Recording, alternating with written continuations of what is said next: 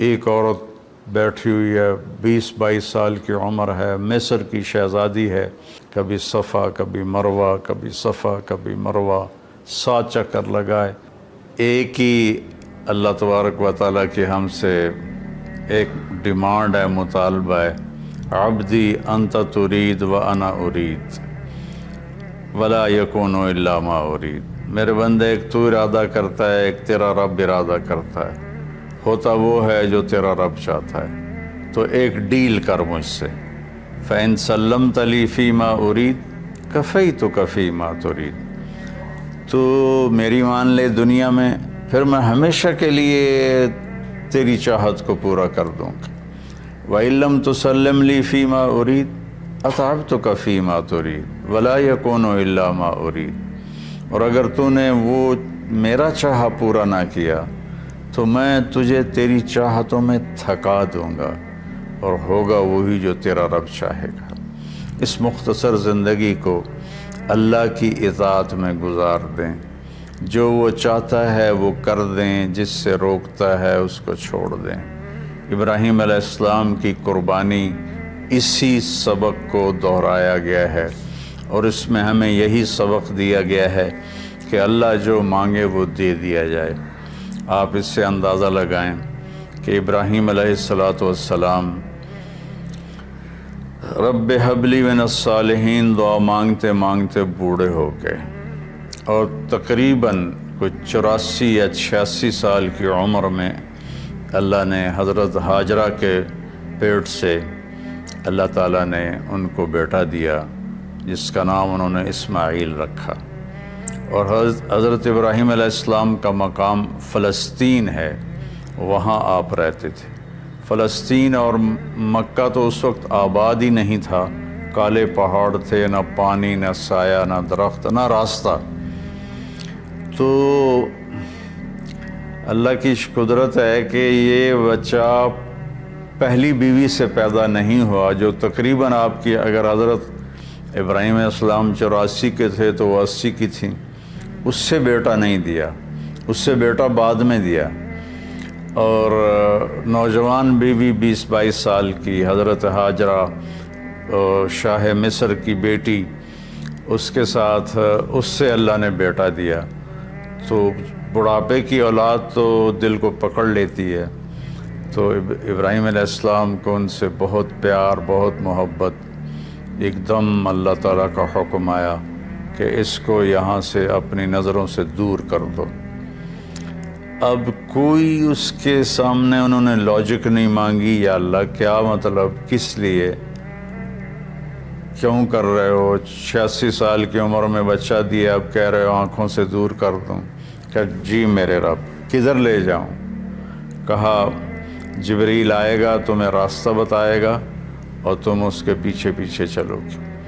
تو جبریل انسانی شکل میں ایک اونٹنی پہ سوار، دنیا معجزات کی نہیں ہے ورنہ یوں پکڑ کے وہاں پہنچا دیتے، اونٹنی پہ سوار ابراہیم علیہ السلام اور حضرت سارہ اور اسماعیل، یہ دوسری اونٹنی پر سوار، اور یہ کوئی 1,500 کلومیٹر کا سفر طے کرتے کرتے کرتے، کالے پہاڑ، کالی راتیں، اور صحرا اور دشت و بیاباں، اور کہاں کہاں سے گزار کر جب مکہ پہنچے، جہاں 4 پہاڑ تھے ایسے، ایک صفا، ایک مروہ، ایک جبل ابی قبیس، ایک کو جبل ہندی کہتے تھے، وہ تو مٹا دیا ہے سارا۔ ان 4 پہاڑوں میں ایک نشیب تھا، ایک گہری جگہ تھی۔ تو جب وہاں اترے تو سبحان اللہ، جبریل کہنے لگے یہاں اپنی بیگم اور بچے کو اتار دیں اور واپس چلے جائیں۔ تو جب ابراہیم علیہ السلام کو آگ میں ڈالا گیا تھا تو انہوں نے کچھ بھی نہیں کہا تھا، حسبی اللہ و نعم الوکیل، یہ پڑھتے ہوئے جا کر آگ میں کود گئے تھے۔ لیکن یہ منظر آگ میں کودنے سے زیادہ خوفناک تھا کہ ابراہیم علیہ السلام کی زبان مبارک سے نکلا، یہاں کیوں؟ یہاں تو نہ کوئی پانی، نہ سایہ، نہ درخت، یہاں کیسے؟ تو جبریل نے عرض کیا کہ آپ کے رب کی منشا ہے کہ یہ اس کو یہیں چھوڑ دیا جائے، اس بچے کی نسل سے آخری نبی پیدا ہوں گے، یہاں یہ اللہ کا گھر بنائیں گے۔ تو جبریل تو 3 دن وہاں جبریل تو چلے گئے، ابراہیم علیہ السلام نے وہاں ان کے لیے کوئی تھوڑا چھپر وغیرہ یا بنایا یا نہ بنایا، یا کسی کیکر کے نیچے، واللہ عالم، تاریخ خاموش ہے۔ اور وہ وہاں ان کو چھوڑا اور واپس ہو لیے۔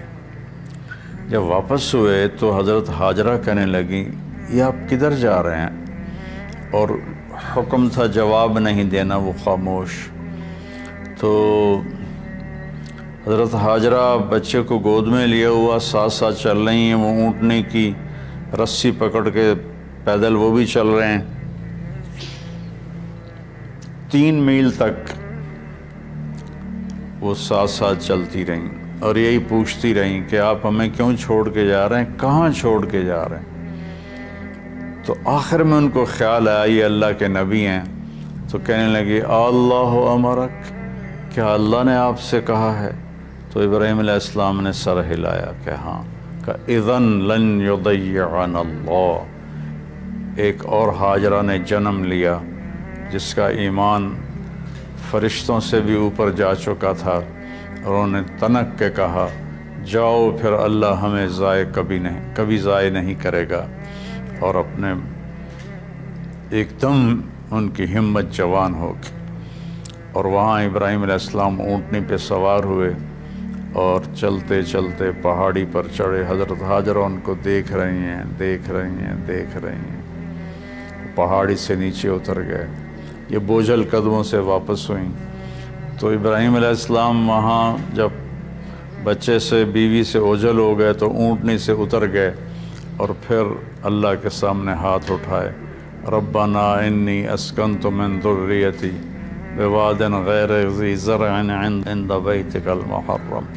یا اللہ میں نے تو اپنے بچے کو اور بیگم کو تیرے اس وادی میں جس میں نہ گھاس ہے، نہ تنکا ہے، نہ درخت ہے، نہ پانی ہے، نہ انسان ہے، غیر ذی زرع، میں نے وہاں چھوڑ دیا ہے، تو جان اور یہ تیرے بندے ہیں اور یہ جانے، اور واپس چلے گئے۔ تو میں سوچا کرتا ہوں، ہمارے بچے چھوٹے چھوٹے تھے تو رات کو جب بجلی چلی جاتی تھی، وہ کسی کی آنکھ کھلتی تھی تو وہ چیخیں مارنا شروع کر دیتا تھا اندھیرے سے ڈر کے۔ اور آپ تھوڑا سا تصور فرمائیں، مسورات بھی سن رہی ہیں، مرد بھی سن رہے ہیں، ایک ماں ہے، اور خاص طور پر ماں کے احساسات کو ماں ہی محسوس کر سکتی ہے کہ جب رات آئی ہوگی، کالی سیاہ رات اور کالے پہاڑ اور کالے پتھر، سنسان وادی اور تیز ہوائیں، تو اس تنہا ستارے بھی جھانک جھانک کے دیکھتے ہوں گے کہ یہ بی بی یہاں کیا کر رہی۔ پتھر پہاڑ بھی گمسم تو پہلے ہی ہوتے ہیں، لیکن ان کی بھی دل کلیجے ہل گئے ہوں گے کہ یہ کیا ہو رہا ہے یہاں۔ ایک عورت بیٹھی ہوئی ہے، 20-22 سال کی عمر ہے، مصر کی شہزادی ہے، اور بچے کو گود میں لیے بیٹھی۔ تو اس طرح سے یہ ایک زندگی شروع ہوئی، اور 3 دن کے بعد پانی بھی ختم ہو گیا اور چھاتیوں کا دودھ بھی ختم ہو گیا، چونکہ کھانا ختم ہو گیا۔ تو پھر جو صفا مروہ کے ساتھ انہیں پتہ تھا کوئی نظر نہیں آئے گا، کچھ نہیں ہوگا، صفا پہ چڑھی، ادھر دیکھا ادھر دیکھا، اونچے کوٹھے تے چڑھ دیکھا، ادھر دیکھا ادھر دیکھا، کوئی نظر۔ پھر نیچے اتری، پھر جہاں بچہ نظروں سے غائب ہو گیا وہاں دوڑ لگائی، اور پھر مروہ پہ چڑھی۔ آج ہم سیدھا ایئر کنڈیشن وہاں انہوں نے ہال بنا، گیلری بنا دیا، لیکن ہم چلتے چلتے تھک جاتے ہیں۔ وہ پتھروں سے ٹکراتی ہوئی اور کانٹوں سے الجھتی ہوئی، کبھی صفا کبھی مروہ، کبھی صفا کبھی مروہ، 7 چکر لگائے۔